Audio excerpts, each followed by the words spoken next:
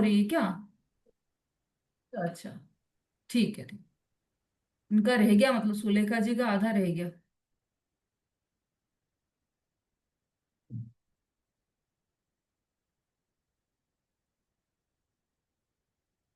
चलिए, अब हमारा अगला विषय है।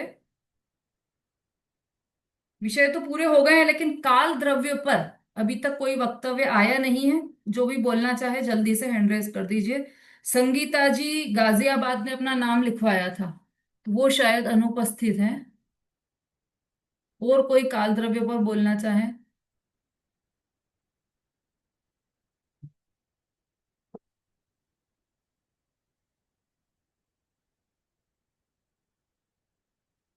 जो लोग बोलना चाहते थे और अभी तक बोल नहीं पाए, हाँ, मणि जी का नाम आ रहा था। कहाँ है मणि जी? ग्रुप में नाम आ रहा था मणि जी का, कि बोलना चाहते हैं वो। किस विषय पर बोलना चाहते हैं वो पता नहीं था मुझे। चलिए, मनीष जी आए तो हैंड रेस कीजिएगा। मंजू जी बोलिए। दीदी कल मेरा रह गया था ना। अच्छा, क्या धर्म विषय? द्रव्य पे। धर्म द्रव्य। धर्म द्रव्य, ठीक है ठीक है, धर्म द्रव्य पर बोलिए मंजू जी। हरदा से हमारे बीच में है मंजू जी। धर्म द्रव्य पर इनका वक्तव्य रहे। हाँ जी।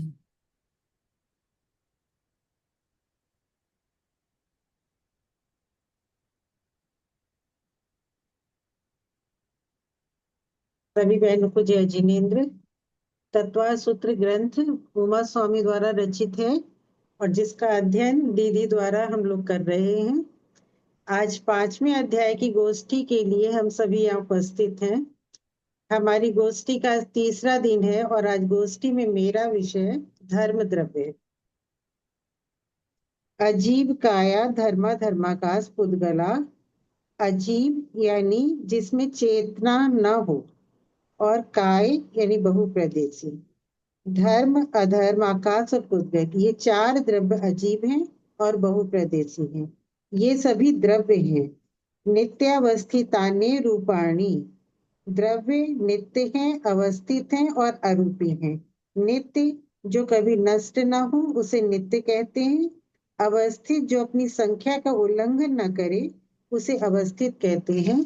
तो अवस्थित को हम तीन तरह से कह सकते हैं कि संख्या अपेक्षा से, जैसे द्रव्य छह हैं तो छह ही रहेंगे। क्षेत्र अपेक्षा से अपने अपने क्षेत्र में रहते हैं, दूसरे के क्षेत्र में नहीं रहते।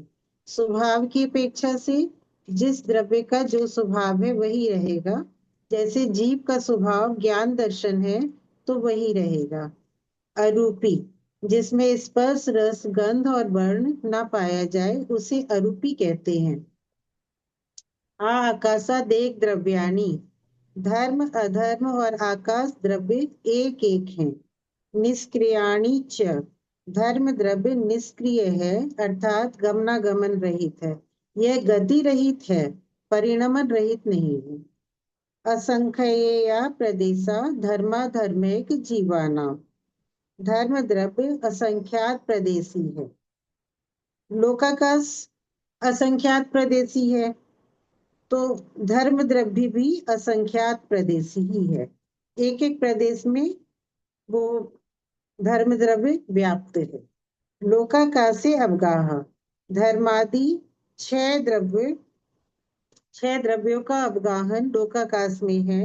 धर्म द्रव्य संपूर्ण लोकाकाश में व्याप्त है। धर्मा धर्मयो कृत सने। इस संपूर्ण लोकाकाश में धर्म द्रव्य उसी तरह व्याप्त है जिस तरह तिल में तेल व्याप्त रहता है। गति स्थिति उपग्रहो धर्मा धर्मयो रूपकार। स्वयं चलते हुए जीव और पुद्गल को गमन में निमित्त होना धर्म द्रव्य का उपकार है। उपकार का अर्थ भलाई करना नहीं है, सिर्फ बाह्य में निमित्त मात्र ही है।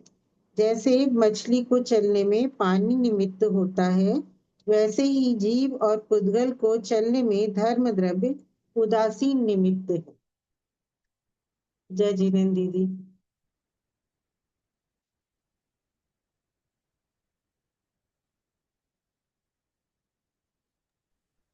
बहुत अच्छा। धर्म द्रव्य का बहुत अच्छा विस्तार किया आपने। और बिल्कुल सूत्र के आधार से पूरा बहुत अच्छा बोला। और जो उदाहरण थे, जैसे अवस्थित, अवस्थित के 3 अर्थ बताए थे, तो वह जो क्लास में चला था उसका भी आधार आपने बीच बीच में लिया है। बहुत बढ़िया मंजू जी, वेरी गुड। हाँ, सब किसी ने क्लेम नहीं किया क्या? ये उत्साह तो चलना चाहिए, साधर्मी है तो ऐसा होना चाहिए कि कितना और अच्छा बोलना चाहिए, और अच्छा बोले तो और अच्छा है, ये चिंतन चलना चाहिए मन में, है ना? ऐसा नहीं यहाँ पर आना चाहिए करे हमने तो ज्यादा अच्छा बोल लिया, आप क्या करें, ऐसा मन में नहीं आना चाहिए। चलिए, बहुत बढ़िया। ऐसा खैर यहाँ पर तो कोई भी ऐसा नहीं है, सभी सम्यक श्रद्धारा के जितने भी सदस्य हैं बहुत अच्छी भावना वाले हैं। हाँ मनी जी बोलिए। दीदी जय जिनेन्द्र। दीदी मैंने जो कुछ मैटर बनाया सही है या गलत है, मैं भी बोलना चाह रही थी। हाँ हाँ, हमने आपका नाम लिया था, आप बीच में गायब थे। बोलिए, आप किस विषय पर दीदी वो बोलना फोन चाह में रहे हैं? मिस्टेक आ गई, फोन में गड़बड़ हो गया तो मैं दूसरा फोन चालू किया इनका। अच्छा अच्छा, किस विषय पर बोलना चाह रहे हैं आप? मुझे तो आप अजीब द्रव्य के लिए बोला था कि पहले के 4-5 सूत्र,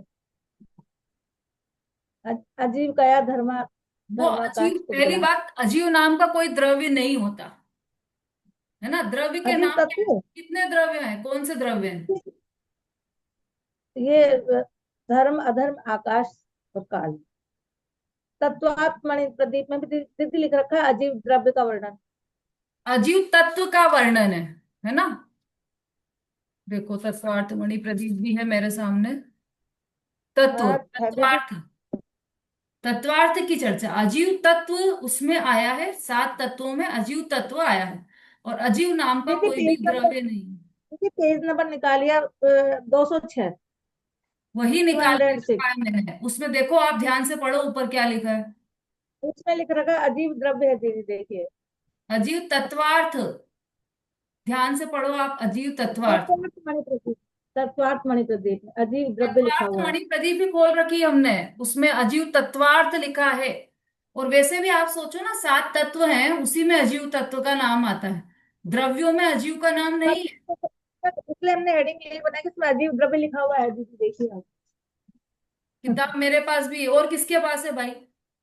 तत्वार्थ मणि प्रदीप किसके पास है अभी? पेज नंबर 206 पे, इसलिए मैंने हेडिंग पे ये लगाया। कोई बात नहीं, अजीब तत्व लिख देंगे, बोल देंगे। बाकी इसमें तो द्रव्य लिखा हुआ ही है, पहले सूत्र के ऊपर ही लिखा हुआ है दीदी। हाँ हाँ, वही देख रही हूँ मैं भी, अजीव तत्वार्थ लिखा है वहां पे। संगीता जी, आपकी किताब में क्या लिखा है?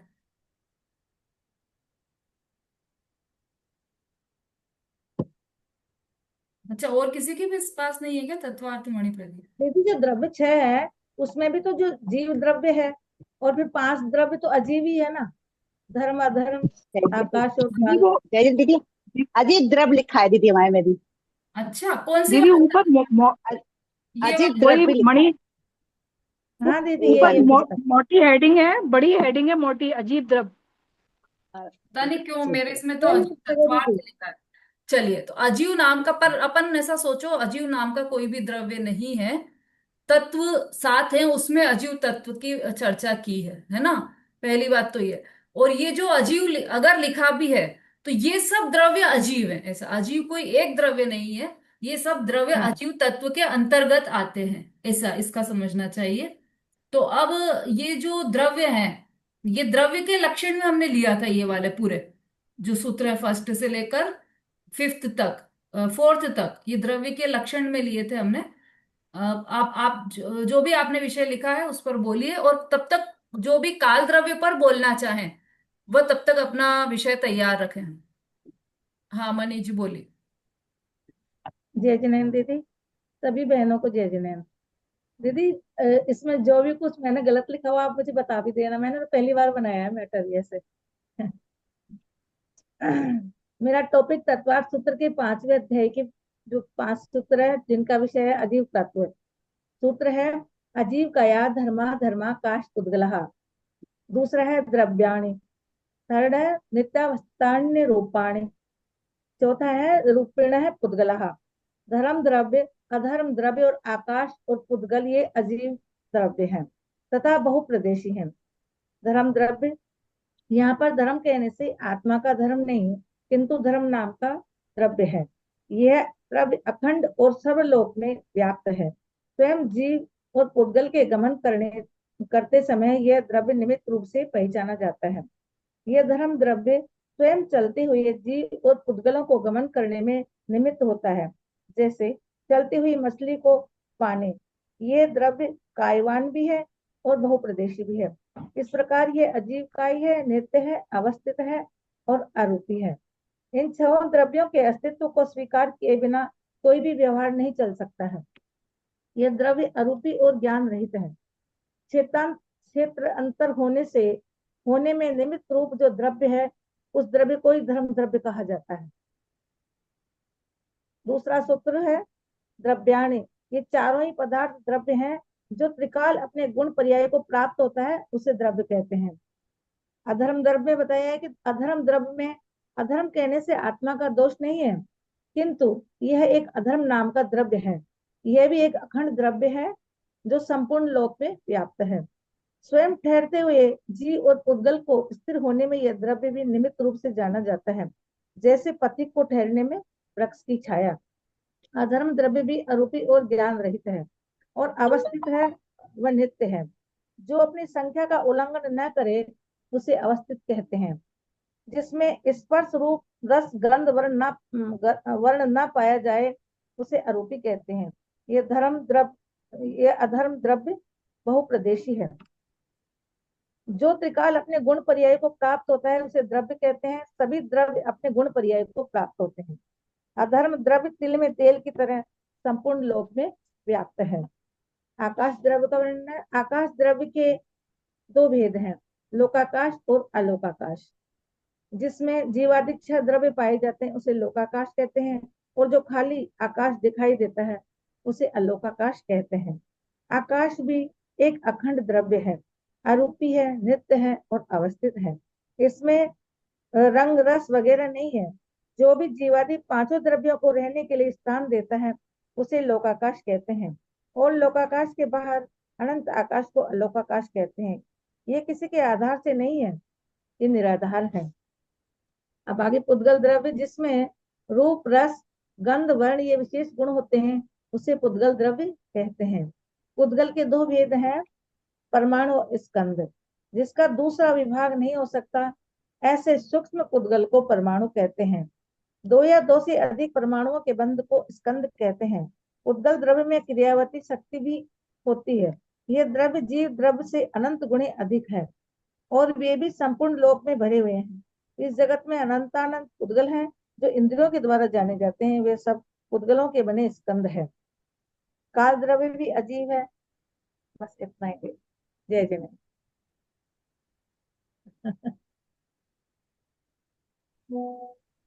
बहुत बढ़िया मनी जी, बहुत अच्छा बोला आपने भी।